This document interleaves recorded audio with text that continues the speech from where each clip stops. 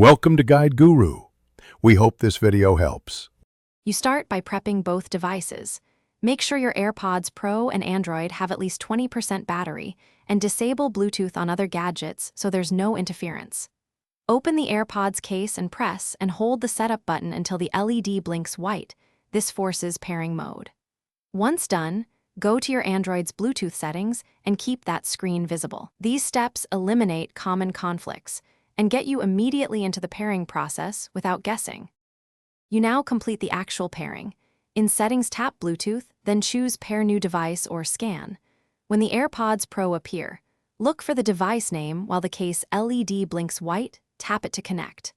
Make sure to accept any pairing requests or permission prompts for contacts or audio. These allow media and call routing.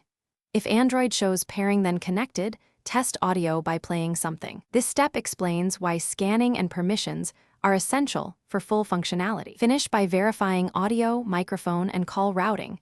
Play music and make a quick call to confirm. If they won't connect, reset the AirPods again. Hold the case button until amber then white LED, then repeat pairing. Make sure to clear Bluetooth cache on Android via apps show System Bluetooth Storage Clear Cache.